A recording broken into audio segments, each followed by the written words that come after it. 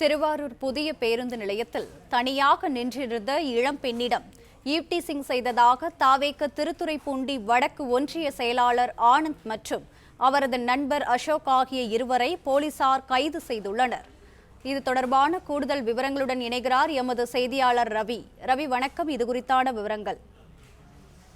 வணக்கம். அதாவது திருவாரூர் புதிய பேருந்து நிலையத்தில் 27 வயதுடைய இளம்பெண் ஒருவர் நேற்றைய தினம் தனது தந்தை வருகைக்காக அங்கு காத்துக் கொண்டிருந்துள்ளார். அப்போது திருவாரூர் மாவட்டம் திருத்துறைப்பூண்டி அருகே ஆலத்தம்பாடி கரும்பூர் பகுதியைச் சேர்ந்த ஆனந்த் என்கிற பிரவீன்குமார் என்பவரும் அவருடைய நண்பரான அசோக் என்கிற இருவரும் புதிய பேருந்து நிலையத்தில் நின்றுள்ளனர்.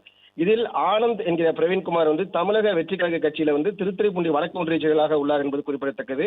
இந்த நிலையில ஆனந்தும் நண்பர் அசோக்கும் பேருந்து நிலையத்தில் தனியாக நின்று கொண்டிருந்த அந்த இளம்பெண்ணிடம் ஈவ்டீசிங்கில் ஈடுபட்டுள்ளனர். இதனையடுத்து சிறிது நேரத்தில் அந்த பெண்ணின் தந்தை பேருந்து நிலையத்திற்கு வந்த நிலையில அவரிடம் அந்த இளம்பெண் நடந்ததை கூறியுள்ளார். இதனையடுத்து ஆத்திரமடைந்த அந்த தந்தை தனது மகளிடம் ஈவ்டீசிங் செய்த தாவேக ஒன்றிய செயலாளர் ஆனந்த் என்கிற பிரவீன்குமார் மற்றும் நண்பர் அசோக் ஆகிய இருவரின் பைக் சாவிகளை எடுத்துக்கொண்டு தனது மகளை அழைச்சி சென்று இது குறித்து திருவாரூர் நகர காவல் நிலையத்தில் புகார் கொடுத்துள்ளார். இந்த புகாரின் அடிப்படையில் தமிழக வெற்றி கழகத்தின் திருத்துறைப்பூண்டி வடக்கு ஒன்றிய செயலாளர் ஆனந்த் என்கிற பிரவீன்குமார் மற்றும் அவருடைய நண்பர் அசோக் ஆகிய இருவர் மீதும் பெண்ணை கேலி கிண்டல் செய்து என்கிற இந்த 3 பிரிவுகளின் கீழ் வழக்கு பதிவு செய்து அவர்களை கைது செய்து தற்போது விசாரணை மேற்கொண்டு வருகின்றனர்.